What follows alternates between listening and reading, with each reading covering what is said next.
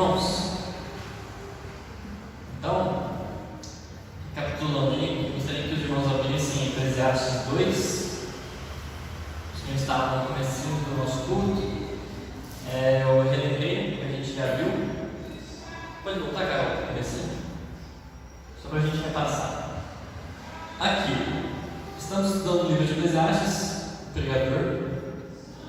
Ele já investigou 3 grandes propósitos da vida, descobriu que eles são bons para elevar o ser humano. Então, o conhecimento permite que o homem entenda sobre a vida. O prazer permite que o homem realmente desfrute da vida. E a sabedoria permite que o homem viva bem a vida. Mas a gente viu que o conhecimento ele só vai aumentar a tristeza, o prazer ele vai passar, e a sabedoria ela vai acabar. Então, diante da eternidade, esses 3 propósitos, eles são todos vaidade.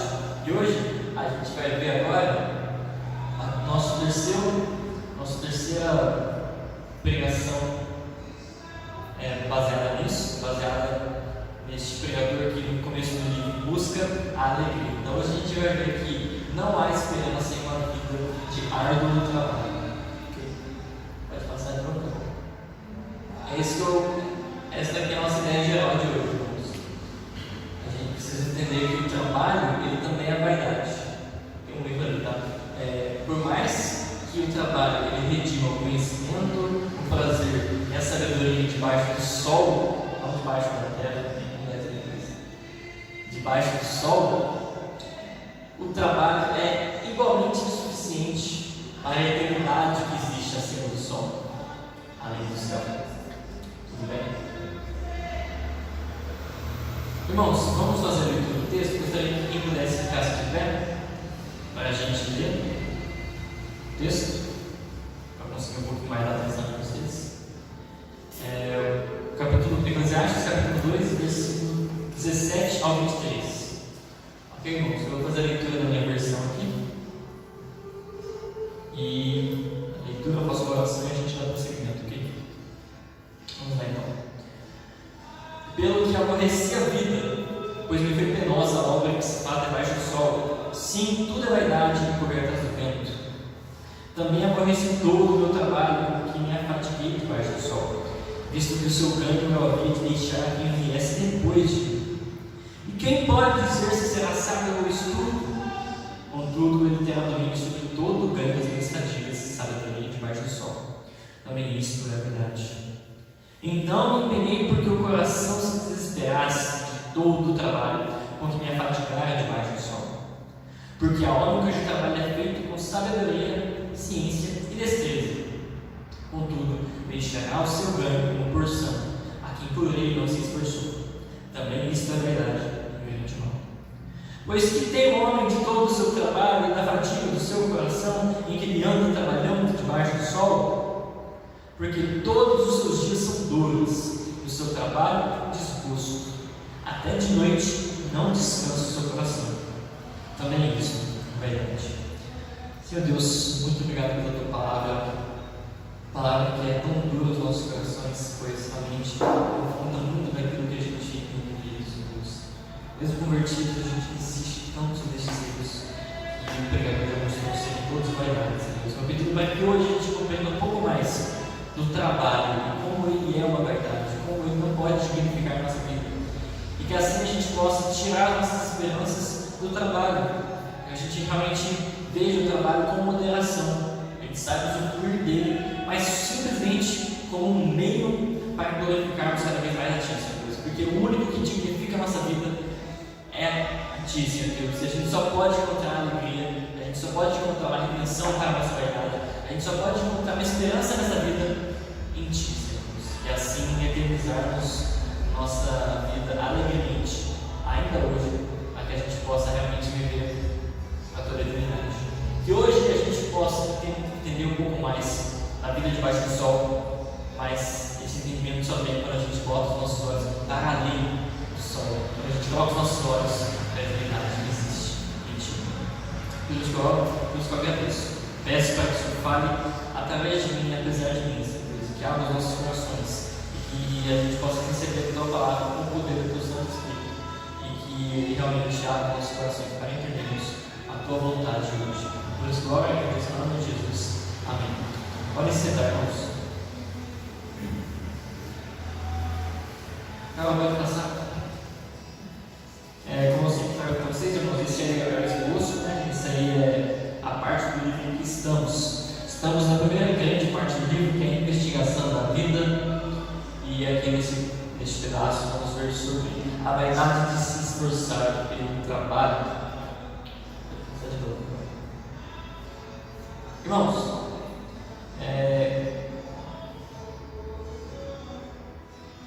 eu dividi esse texto aqui em 15 grandes partes para a gente entender, certo? Então, a gente primeiro vai entender que a vida e o trabalho eles são dignos de aborrecimento. Os dois, vida e trabalho, eles são dignos de aborrecimento. E a gente vai entender por que o pregador primeiro ele fala da vida, depois ele fala do trabalho. Vai entender o que é esse trabalho. Irmãos, depois a gente vai ver um pouco sobre como o trabalho ele é uma vaidade. E os dois motivos, né? O primeiro motivo é que o trabalho ele é a vaidade, que o seu bem é deixado para os outros, independente deles serem bons ou ruins. E o trabalho também é vaidade, porque ele é simplesmente cansaço. A única coisa que a gente realmente consegue com o trabalho é cansaço. Ok, irmãos? Então vamos lá. Primeira parte, vamos ver primeiro por que a vida e o trabalho são dignos de aborrecimento. Versículo 17, o pecador diz: eu aborreci a vida. Versículo 18, ele também vai dizer: eu aborreci todo o meu trabalho. Então vamos entender isso. Irmãos, quando o pregador diz que ele aborreceu a vida, o pregador ele considera ela como um todo e ela debaixo do sol. Por que é importante isso?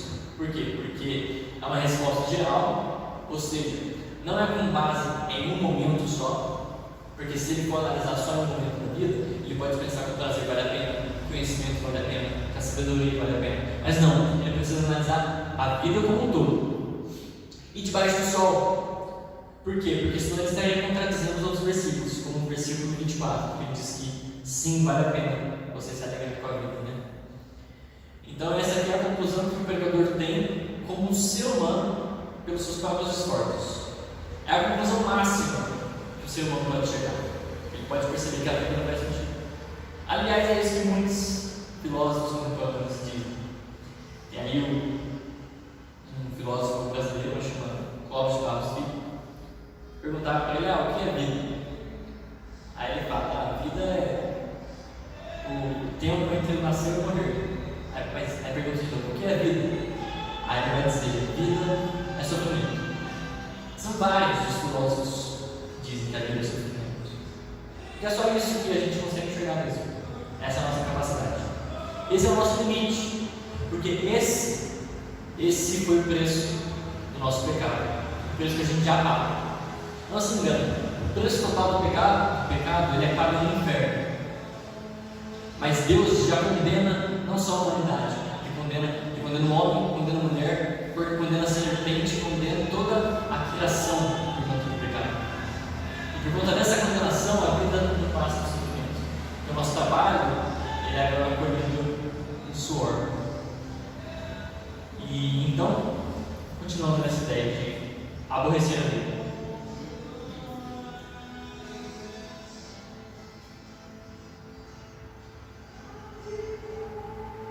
Quando o pregador dele diz, que é algo recebido, ele rejeita ela como um propósito útil.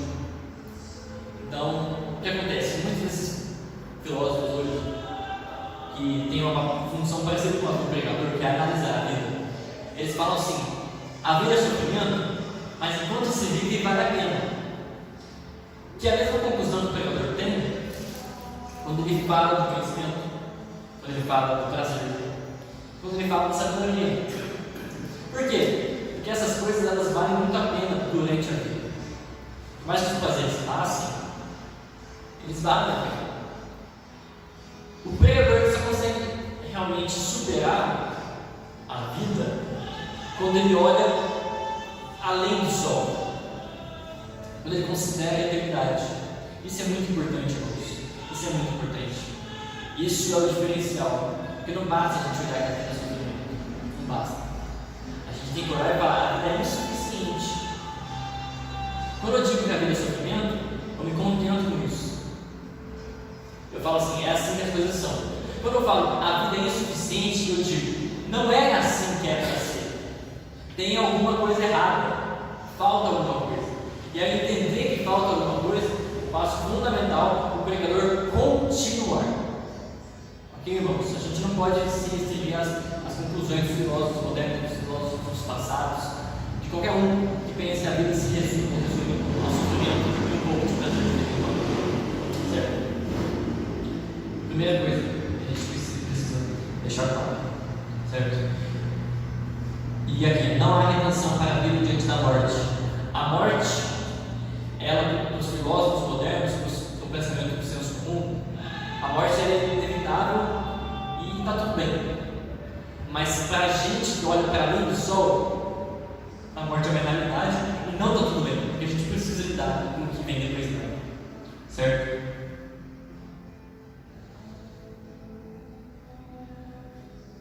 Irmãos, o pregador, versículo 17, ele aborrece a vida. Versículo 18 ele diz: também aborreceu o trabalho. E quando eu li isso, eu me perguntei: por que ele aborrece primeiro a vida e depois ele fala do trabalho? Outras vezes no texto ele diz sobre o trabalho. No versículo 13 do capítulo 1, ele diz sobre o trabalho. Mas ele só cita algo. Por que ele realmente primeiro rejeita a vida e depois rejeita o trabalho? Isso é interessante. O que eu pensei, irmãos? Na hora que ele aborrece a vida, é exatamente um versículo depois que ele diz: morre o sábio, da mesma sorte o estúpido. Se vão se lembrar que na semana passada eu disse: esse ar de indignação, essa exclamação do pregador é a manifestação de toda a angústia dele, porque a morte, essa derradeira morte que vem aí no final para acabar com tudo, é ela que vai dar o contraste para o pregador falar: cara, todas as três coisas pelas quais as pessoas vivem, elas acabam por conta da morte. E aí por isso que ele aborrece a vida, porque ele vai perceber que a morte supera a vida. Ele vai perceber que a morte ganhou da vida. Essa é a conclusão que o pregador vai chegar. E por isso que o primeiro diz que aborrece a vida. Por isso ele conclui. Por isso ele realmente se queixa assim primeiro. Essas três coisas sozinhas não são suficientes. Não são suficientes. Mas então, o pregador vai recorrer ao primeiro mandamento que Deus dá ao homem, que é o trabalho. Quando Deus criou o homem, Deus fala para o homem ele ser senhor sobre a terra.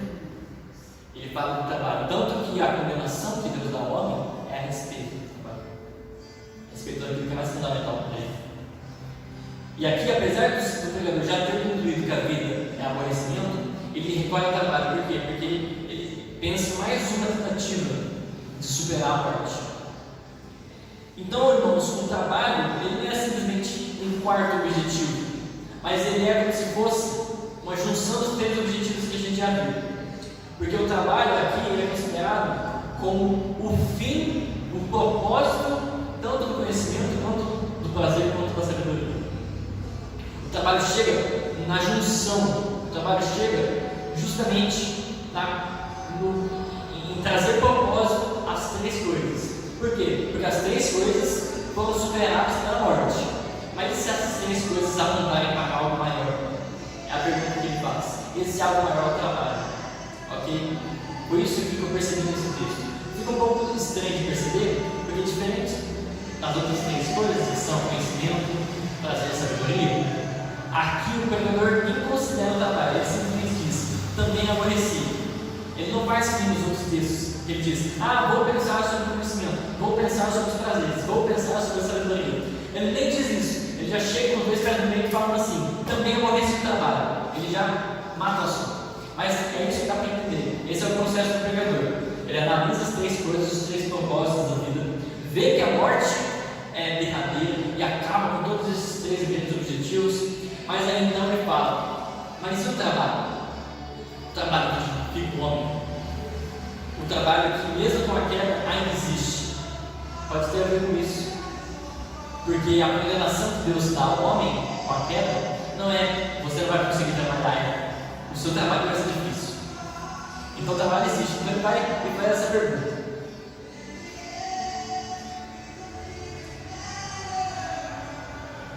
Então, irmãos, a gente passa agora para a nossa segunda parte, que é analisar então esse trabalho. Pode passar, Carol. Pode passar isso aí, isso retomando. A gente vai passar então para analisar o trabalho. E o primeiro motivo, irmãos, para considerar o trabalho aqui já como verdade, a gente nem vê o lado bom dele direito. A verdade é que a gente realmente nem vê o lado bom do trabalho aqui nesse texto. O pregador simplesmente fala como o trabalho é verdade. O primeiro motivo do trabalho ser verdade, irmãos, é que o seu ganho é deixado para os outros, quer os outros sejam bons, quer eles sejam ruins. Ok? Aqui no versículo 3 a gente vai ver que o pregador vai chamar de 3 vaidades. Mas a primeira e a segunda vaidade são a mesma coisa. A primeira vaidade, versículo 19, é que você vai ter que deixar para outra pessoa. A segunda vaidade é o fato de que essa outra pessoa pode não ter se esforçado para isso. A terceira vaidade é que o trabalho é cansaço, puro cansaço. Então vamos lá, vamos ver por que é ruim que o trabalho seja deixado para outras pessoas. Irmãos, essa ideia de que, do versículo 18, o seu ganho eu havia de deixar para quem viesse depois de mim, é uma noção do senso comum, que é o clássico caixão tem gaveta, porque não se guarda as coisas lá. Porque o que a gente produz aqui, fica aqui.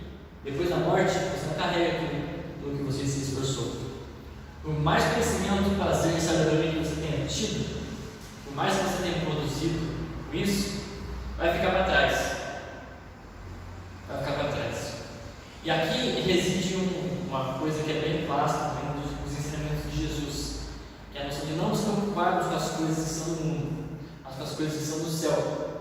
Que é o fundamento para o nosso transcendentalismo, né? Não materialismo, né? Ficar pelas coisas materiais, mas a gente ficar preocupado com aquilo que é para além da nossa vida aqui.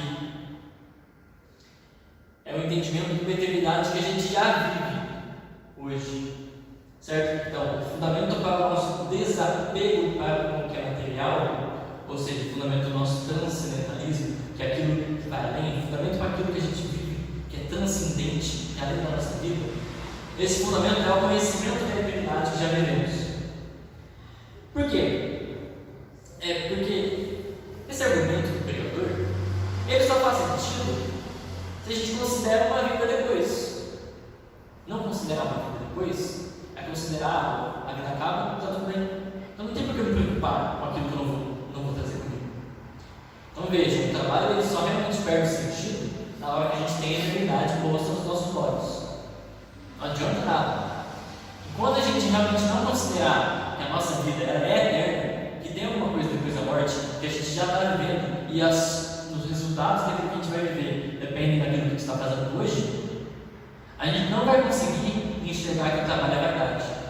E a gente pode ficar preso nele. Isso é muito importante.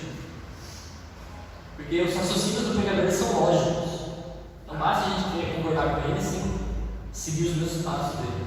Então, o primeiro passo, olhar para a eternidade. Quando a gente olha para a eternidade, o trabalho fica deixado por outro.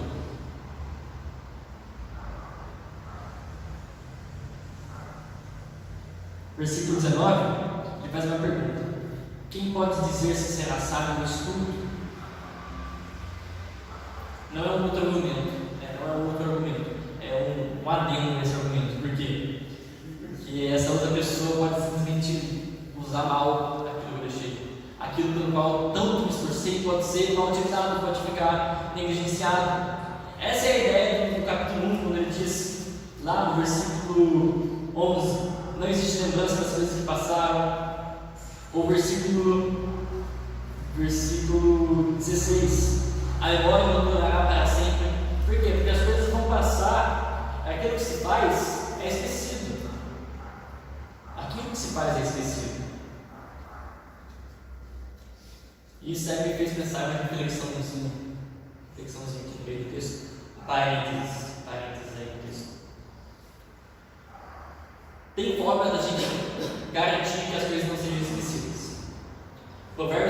claro, por exemplo, ele diz que o filho ensinado no caminho não se desviará dele. E então, Provérbios traz vários ensinamentos para a gente acerca de como a gente consegue ensinar as coisas para que elas sejam mantidas na posteridade. E o contraste com esse filho que vai se manter no caminho é o próprio filho do pregador, o rei Roboão. A gente vê como a ausência de uma boa educação. A gente vê o que acontece. Roboão não seguiu a sabedoria do seu pai e foi pedir os conselhos dos seus amigos jovens, todos, não os amigos experientes, os amigos do seu pai que eram experientes. Com isso ele divide todo o reino. Um parênteses aqui para a gente pensar como essas tristezas que o pregador conta, elas podem ser corrigidas. Ou seja, por mais que eu fale sobre vaidade, por mais que as coisas sejam esquecidas, eu não saiba quem vai receber as coisas depois de mim, eu consigo ter sim noção de quem vai receber as coisas. Eu consigo educar meu filho para dar prosseguimento à minha família, para cuidar das coisas que eu deixar da minha casa, do meu trabalho, aquilo que é meu. Eu consigo ensinar os meus empregados, ou então consigo ensinar as pessoas. Eu consigo passar aquilo que eu aprendi, sabe? Então, por mais que o pregador conte com uma coisa que é impossível de controlar, que é você não vai deixar, você não sabe quem vai receber aquilo que você criou, a gente tem recursos para garantir que essa pessoa que receba esteja bem preparada. Então, uma coisa a se pensar, certo? Então, fechando esse parênteses, essa ideia de que a gente não tem controle sobre aquilo que é nosso, aquilo que a gente pode se perder, é para humilhar. Se a noção de que o conhecimento traz tristeza já humilha, a noção de que o prazer acaba já humilha, a noção de que a sabedoria acaba com a morte já humilha, a noção agora de que o nosso trabalho ele é em vão humilha ainda mais do que essas outras três coisas que a gente viu no capítulo 1 e até o capítulo 2. Entender que o trabalho não fica com a gente tem que ser humilhante. Tem que ser humilhante. Ele abala de tal forma o pregador que ele diz assim, versículo 20: me empenhei porque o coração se desesperasse. Isso daí é ele tendo a noção. Aqui o comentário que ele diz que é como se ele tivesse deixado seu coração entrar em desespero, no sentido de ele ver como a coisa é vaidade e ele se entrega àquilo. Ou seja, ele não ignora os fatos, ele não ignora a realidade, ele não fica louco, né? Ele não perde sua capacidade, mas ele aceita aquilo. E a forma de aceitar aquilo, a forma de aceitar a realidade, é se entregar ao desespero, no sentido de realmente dizer, cara, a vida desse jeito, a vida debaixo do sol, a vida diante das próprias forças, realmente não tem sentido. Isso é para te deixar incomodado. A gente tem que ficar incomodado com uma vida que a gente não consegue redimir. Tem que deixar a gente abalado, frustrado, angustiado e desesperado. A gente tem que fazer esse mesmo processo, esse mesmo movimento do pregador. A gente tem que entender isso. Tem que entender que a vida pelas nossas próprias forças ela é patética, é vaidade. Pura e pura vaidade. Grandiosíssima vaidade.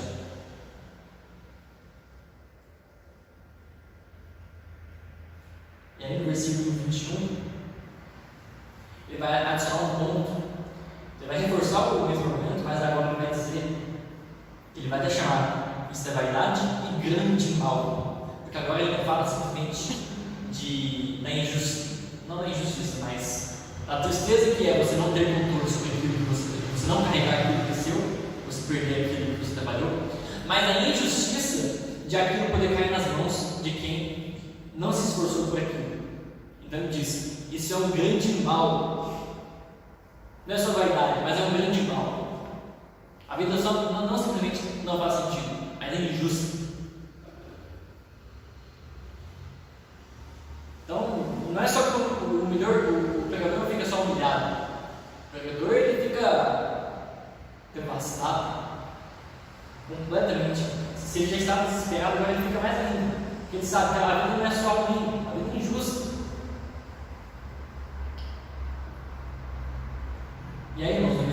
22, 23. Ah, não, que é um outro parênteses que eu coloquei ali. O terceiro ponto ali, irmãos, é o sentimento do pregador, porque ele entende que toda a esperança para vida que vale a pena viver foi tragada. Por isso que ele deixa o seu coração se desesperar. É assim, não tem mais esperança. É ele entendendo, não tem mais esperança. E aqui o último ponto, irmãos, é um outro parênteses que eu quero abrir, que é a noção do que seria um bom trabalho, que o pregador não coloca aqui, mas a gente pode entender. Se o trabalho ruim é a noção de que o ganho dele fica pela prosperidade, a gente enxerga que realmente a gente tem que trabalhar por uma coisa que a gente realmente tem aqui. Quantas pessoas não vivem pela manhã? Eu estou nesse emprego aqui para conseguir um emprego melhor depois. Aí isso é uma coisa que os filósofos modernos acertam bem, quando eles falam da vida. Não, estou estudando no Fundamental 1, vai para o Fundamental 2. Fundamental 2 vai para o ensino médio. Ensino médio vai fazer vestibular. Vestibular vai passar na faculdade. Faculdade vai ter um emprego. Emprego vai ter um trabalho. Trabalho para ter um outro trabalho melhor, e um trabalho melhor, e você tem salário para sobreviver, e vai seguindo, e vai seguindo. Aí quando você estiver bem, você tem que ser substituído por um jovem melhor que você. Mas você ganhava mais, né? Você tem que ser substituído por um jovem, você já dá bem. E acaba a vida. Os filósofos de hoje conseguem enxergar isso. Conseguem enxergar como hoje em dia se vive por um trabalho que é só porque tem depois. Não se aproveita o trabalho. Está nesse parênteses, eu queria lembrar aqui do versículo 10 do capítulo 2. Essa parte 2 ele diz: eu me alegrava com todas as minhas fadigas, e isso era a recompensa de todas elas. E irmãos, essa noção a gente vê no versículo 24 do capítulo 2, vê no versículo 13, 12 do capítulo 3, e em outros versículos ao longo de Eclesiastes, que é a noção de aproveitar o trabalho, aproveitar a comida, aproveitar a bebida, aproveitar a mulher da sua vida. É o que o pregador diz. Essas coisas não são incríveis. Você não está no melhor cargo do mundo, não está ganhando o melhor salário do mundo, não está tendo tudo que você queria ter, mas está tudo bem. O que você tem já é bom. Quando a gente vê que todas as coisas que o pregador tem, que a gente pode tudo naquele que nos fortalece, não é que a gente realmente tem tudo, não é que a gente está tudo perfeito, não, é que está tudo bom, está tudo bom. Capítulo 3 a gente vai ver que tem tempo para tudo. O tempo agora é bom. Bom no sentido de que ele está certo e está suficiente. Deus não foge do controle. Não é porque está tudo errado que não está tudo bem. Não é porque está fugindo do seu controle que está fugindo do controle de Deus. E para isso tem uma metáfora muito legal. E de uma música. Uma música talvez enfim, uma música que chama O Tapeceiro, que um dia eu vou tocar, era muito legal, dos Stênio Marcius.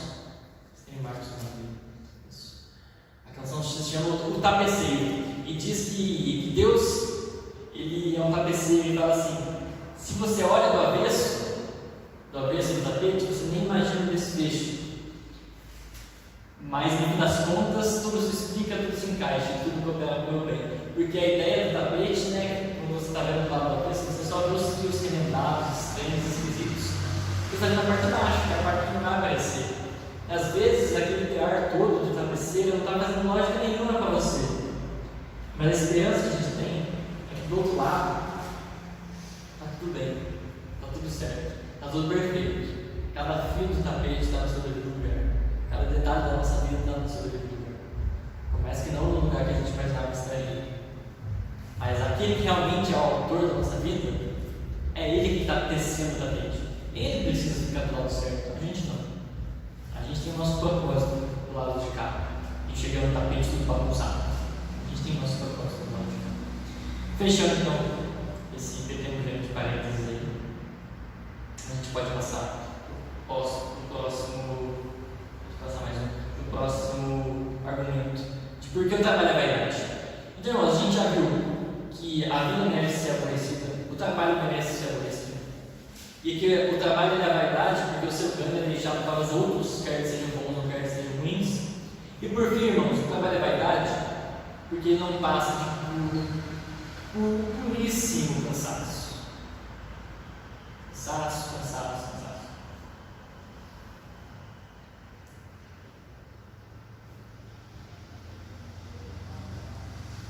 Versículo 22, uma grande pergunta. Outra pergunta retórica. Ele diz: o que tem o homem de todo o seu trabalho, da sua fadiga, do seu coração, do que ele anda trabalhando debaixo do sol? Nada, ele não tem nada. Essa é a resposta. Simples. Não tem nada. Ele não ganha nada do trabalho. Afinal, as coisas que ele tem vão ficar para depois. O conhecimento vai deixar maluco. A sabedoria passa quando morre. O prazer acaba quando acaba. Ou seja, você não tem nada do seu trabalho. Nada. O que você tem? Versículo 23. Você tem dor, você tem desgosto, você tem canseira, você tem ansiedade. É isso que tem. É isso. O potencial do homem, do indivíduo humano, que é trabalhar, que é criar, que é ser soberano sobre os animais da terra, que é produzir realmente, que nem Deus criou. Isso que a gente tem, essa capacidade de criar, que a gente herdou de Deus, é inutilizado para algo que Deus coloca na gente. A gente vai falar um pouquinho mais sobre por que Deus fez desse jeito, porque Ele colocou essa maldição no capítulo 13. A gente já viu isso no capítulo 1, versículo 13. Deus colocou esse padrão de trabalho lá na queda. Deus fez assim. Como eu disse, irmãos, Deus fez assim, com um ato de misericórdia, para que a gente tivesse mais facilidade de olhar para Ele. Apocalipse tem um trecho interessante que diz que os dias serão abreviados para que os que são de Cristo não se percam. O que ele quer dizer com isso? Seria no inexistente, tanto sofrimento lá no momento de Apocalipse, que até os que acreditam em Deus se desviarem. Por que eu estou dizendo isso? Eu estou falando disso porque à medida que a gente tem fé, é na medida que a gente tem a nossa vida realmente abençoada e agraciada por Deus. Então imagine o ser humano que não tivesse as dores do câncer do trabalho. Seria um ser humano todo achando que tinha capacidade. Então isso aí, a maldição de Deus é uma forma de tirar de nós essa autonomia. Se a gente estava bem lá no Éden, e por conta desse estarmos bem, a gente achou que podia ser o próprio Deus, Deus fala assim: você, Adão, todo bem aí, você tem tudo aqui. Você acha que precisa daquilo que eu falei para você não ter? Você acha que vale a pena a morte?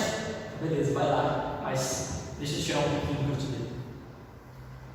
Não é nem uma punição, é mais como tirar a graça que Deus já tinha dado.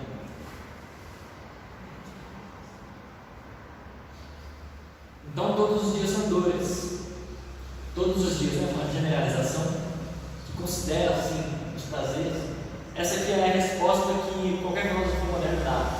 A vida é sofrimento, o trabalho é desgosto. Até de noite não descansa o seu coração.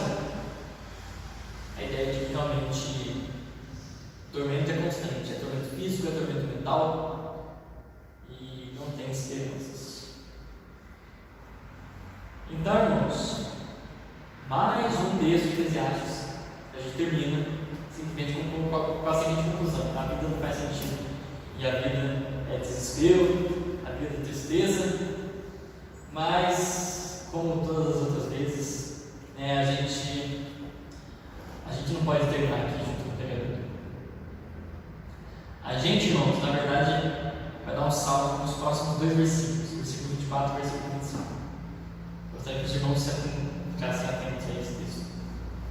Por quê? Irmãos, a gente está aqui fazendo uma exposição contínua e linear de Eclesiastes, mas até agora não teve um capítulo que a gente não tenha precisado recorrer a algum outro texto, em especial esse que a gente vai ver agora. Por quê? Porque a gente não tem tempo de ver o texto todo, mas a gente está fazendo o mesmo caminho do pregador, que é o quê? Investigar a vida. A gente não pode sair daqui com as dúvidas, né? Nossa, realmente a vida não faz sentido. Então, todo final de pregação, na conclusão, eu trago para vocês um texto do próprio pregador, um pouco além, um pouco à frente do texto, sobre o que ele enxerga, que é o momento. Esses textos são belíssimos, porque são os momentos em que o pregador ele continua olhando. É como se fosse assim, irmãos. Uma coisa é olhar para a terra, a vida debaixo do sol. Outra coisa é ter noção de que existe uma vida além do sol. Esse é o limite do ser humano, ter essa noção. Só que essa noção simplesmente deixa o homem desesperado, como a gente vê no versículo 21. O pregador simplesmente se entregou ao desespero. Agora, enxergar a eternidade correta, que está para além do sol, colocar os nossos olhos para além do sol, para além do céu, isso é o agir de Deus. É o que a gente vai ver no versículo 24 e 25. Vou fazer a leitura. Versículo 24. Nada há melhor para o homem do que comer, beber e fazer que a sua alma goze bem do seu trabalho. É o trabalho, bem do seu trabalho. No entanto, vi também que isto vem da mão de Deus. Pois separado de Deus, quem pode comer ou quem pode alegrar-se? Outra pergunta retórica, outra resposta óbvia. Ninguém pode comer, ninguém pode se alegrar sem Deus. Até a comida, que é a graça comum, é aquilo que todo mundo tem, é graças a Deus. Mas a alegria, que é a graça específica de Deus, que é aquilo que realmente faz com que os nossos olhos não fiquem só na terra, não fiquem só no sol, mas vão para além do céu, para além do sol. Esse olhar quem dá é Deus. E só quando estamos juntos de Deus, a gente consegue encontrar esperança. Não pode passar, cara. Então, irmãos, o dever do ser humano, aquele dever que a gente vê lá na criação, ele se tornou vaidade. O propósito do ser humano se tornou vaidade. O trabalho é vaidade, ter prazer é vaidade, ter conhecimento é vaidade, ter prazer é vaidade, ter sabedoria é vaidade. Mas, irmãos, a gente tem esperança. Você gosta da frente? Então eu vou repetir. Pode passar para gente. Tá certo. Irmãos, enquanto buscarmos redimir as coisas boas deste mundo com a nossa própria capacidade, nada encontraremos além do cansaço e aborrecimento. E esta é a nossa esperança disponível nessa vida. A esperança que temos é de que, se a gente tentar, a gente vai ficar desesperado. Essa é a verdade que os filósofos contemporâneos dizem. E até patético você ouvir eles falando isso e depois falarem assim: não, aproveita a vida, desfruta, aproveita enquanto você vive. Mas uma hora eles falam: aproveita, e outra hora não vale a pena. Porém, irmãos, o sacrifício de Cristo nos permite sermos os mais felizes dos homens quando nele cremos. E a Bíblia nos garante que quando não estamos separados de Deus, ou seja, quando estamos juntos de Deus, que no versículo 25 diz: nosso trabalho não é em vão, de modo que podemos ter alegria em termos conhecimento, em termos prazer e termos sabedoria, e com essas ferramentas trabalhar para a glória de Deus. Fiz aqui menção a 1 Coríntios 15, que Paulo diz: se Cristo Jesus não ressuscitou, somos os mais infelizes dos homens. Porque realmente o valor disso tudo está em Cristo ter ressuscitado. Essa é a esperança que faz com que a vida seja mais do que sofrimento. A vida é mais do que sofrimento quando estamos juntos de Cristo, quando estamos juntos de Deus. Quando a gente está com nossos olhos postos na eternidade, a gente vai viver com Deus. É só assim que o nosso trabalho não é em vão. A gente vê em 1 Coríntios 15, versículo 58. Em Deus, nosso trabalho não é em vão. Em Deus, nosso conhecimento, ele não é só tristeza, como diz Salomão. Ele não é o nosso prazer, ele não acaba, como diz Salomão. Nossa sabedoria não acaba na morte, como diz Salomão. Pelo contrário, eles perduram. O conhecimento, o prazer, a sabedoria são todos usados para glorificar a Deus. Porque a gente come, a gente bebe, a gente alegra a nossa alma com o nosso trabalho, que a gente vê no versículo 24. Porque isso vem da mão de Deus. E graças a Ele, graças ao entendimento que o Santo Espírito de Deus nos dá, a gente pode enxergar que essas coisas vêm da mão de Deus. E isso é fundamental no livro de Eclesiastes. Quem fez o pregador enxergar não foi a capacidade dele próprio, não foi nem a sabedoria que ele pediu de Deus. Porque a sabedoria que o pregador pediu de Deus é a habilidade, simplesmente. E Deus deu a ele a habilidade, deu conhecimento deu riqueza, deu muitos prazeres. Essas coisas não apontam para Deus. Elas têm um pequeno resquício do que é a eternidade. Mas o que aponta para Deus é o Espírito Santo, que atua nos nossos corações. É isso que realmente é Deus que nos guia para Ele. Ezequiel, quando a gente vê os ossos, o vale de ossos secos lá, não tem nada, como Jesus Cristo cita lá em João 3.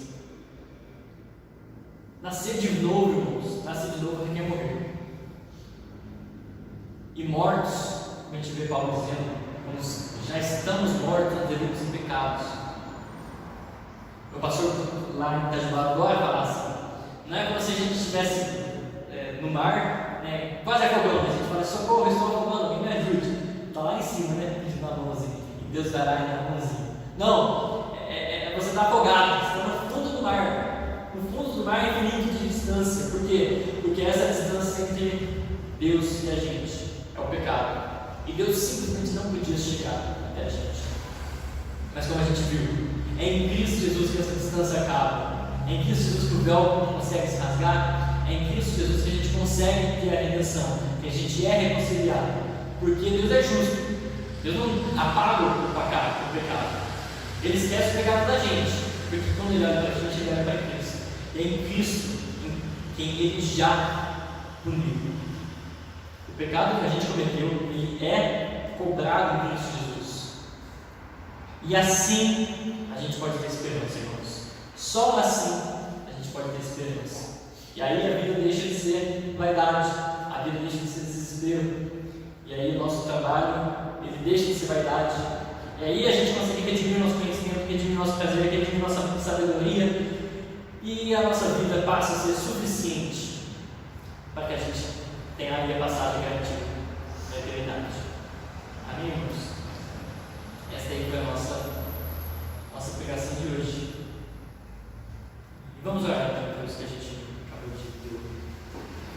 Senhor Deus do bom e eterno Pai, muito obrigado pela obra da tua redenção. Muito obrigado pelo sacrifício de Cristo naquela cruz. Muito obrigado, Senhor Deus, porque Cristo Jesus é soberano sobre nós. E o Senhor não simplesmente nos criou e nos largou depois que pecamos, Senhor Deus. Mas o Senhor entregou o seu próprio Filho. O Senhor não roubou nem o seu próprio Filho, Senhor Deus, mas o entregou. E assim Ele morreu. Ele viveu a vida de seu irmão, Senhor Deus, por nós. E morreu, Senhor Deus. Pagou pelos nossos pecados. De modo que hoje a gente pode ter esperança, Senhor Deus. Muito obrigado, porque é isso que realmente dignifica as nossas vidas. Isso que nos alegra. A vida não é sofrimento, como essas pessoas dizem. A vida tem algo mais, a gente sente isso. A gente, graças a Ti, a gente encontrou isso. A gente encontrou isso hoje. A gente vive a nossa eternidade de hoje. Não começa amanhã, não começa com a nossa morte. Nossa eternidade já começou no momento que nos convertemos a Ti, Senhor Deus. É por isso que eu agradeço muito. E peço para que o Senhor realmente sempre nos lembre disso. E que isso seja combustível para pregarmos o Teu Evangelho. Que isso seja força para aguentar as circunstâncias da vida. E que isso nos lembre, Senhor Deus, de que a vida por si só merece ser aborrecida. O trabalho por si só merece ser aborrecido, Senhor Deus. Que o trabalho por si só é vaidade, porque os seus ganhos ficam para os outros. O trabalho em si é vaidade, porque ele é puro cansaço. O conhecimento é vaidade, porque ele nos entristece. Os prazeres são vaidade, porque eles acabam. A sabedoria é vaidade, porque as pessoas esquecem. Mas Cristo Jesus não é verdade. A alegria que temos em Cristo não é verdade, porque ela acaba e ela preenche a vontade e a eternidade que temos nos nossos corações. E ela parte de Ti, Deus. Então o que eu peço humildemente é que realmente nos que perante Ti nos ofereça mais da Tua graça, pela vida de Ti, não é nada de nós, nada de nós. Até o ar que enche os nossos pulmões, Senhor Deus, é vida de Ti, não é nosso. Vai muito além de nós, é muito maior. Ainda assim o Senhor está comigo, Deus, apesar de ser tão pequeno, o Senhor está comigo. Não somos nada, mas continuamos tendo o Senhor como nosso alvo. Todas as coisas têm cooperado para o nosso bem. Por isso eu oro, por isso eu agradeço. E peço, Senhor Deus, para que esteja conosco ao longo dessa semana, ao longo das nossas vidas, Que o Teu Santo Espírito esteja nos guiando, esteja nos guardando, esteja transformando as nossas orações para que o Senhor nos escute, Senhor Deus, que a gente sempre continue nos arrependendo dos nossos pecados, continue olhando para Ti, os nossos olhos postos, além do sol, os nossos olhos postos para o céu, onde o Senhor está agora assentado, sabendo que o Senhor já veio, mas não para condenação, mas o Senhor virá finalmente, aí sim, para finalizar o seu trabalho aqui, Senhor Deus. Isso deve nos encher de esperança, não de medo, de alegria e não de tristeza, de coragem e não de vergonha, Senhor Deus. Possamos ser corajosos para tomarmos as decisões e agirmos de acordo com a Tua vontade. Por isso, glória e agradeço. Em nome de Jesus. Amém. Amém, irmãos. Essa aí era a palavra que tinha para trazer para os irmãos hoje. Espero que tenha sido tão abençoador para você como foi para mim. E, irmãos, alguns spoilers aí da próxima pregação. Vai ser um pouco diferente. A gente vai ver só os próximos 3 versículos. Versículo 24, 25 e 26. Vou tentar expor um pouquinho deles, mas vou além.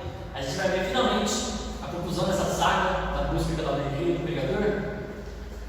A gente vai ver que não existe esperança sem Deus. Mas para isso a gente vai recorrer a um outro personagem, que esse personagem que é muito interessante, e aí nos seus primeiros 2 capítulos a gente vê Deus simplesmente fala, o próprio Satanás, ele fala assim: este aí é meu, esse aí é brabo, esse é dos meus, esse é santo. E esse personagem, depois de 42 capítulos, vai dizer: eu só te conheci de ver. Não, eu só te conheci de ouvir, mas agora os meus olhos te veem.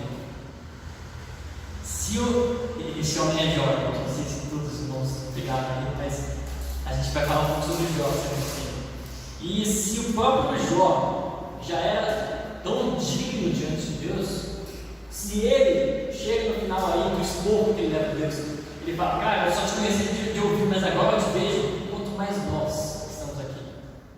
Eu não acho que Deus ia poder virar para Satanás e falar: isso aqui é de Deus. Não tem essa confiança toda, não. Então é realmente de se pensar. Por que eu vou falar de Jó? Porque eu vou comparar um pouco essa noção de. Eu quero trazer um pouco esse contraste e falar da importância das reflexões eclesiásticas com base naquilo que Jó conversa com seus amigos, aquilo que Jó passou. Porque muito do que Jó teve dificuldade é aquilo que o pregador traz como resposta. Então a gente vai pensar um pouco sobre isso semana que vem, mas aí a gente tem tempo até lá. E aí, se não tem outra música para finalizar, e estamos encerrados. Vai ter lanchinho? Beleza. Então temos lanchinho. Fiquem aí, irmãos, conosco na segunda bênção. Eu particularmente gosto bastante da segunda bênção. E é isso.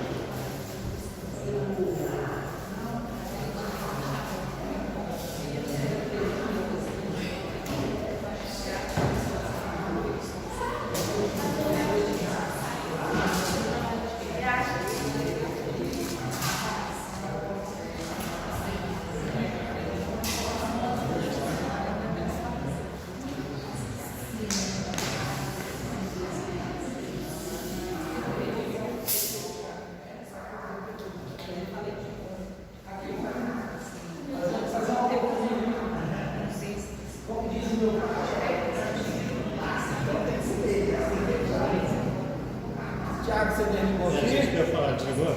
Ah, não desliga não, nossa. Tá vendo? Porque se eles são bem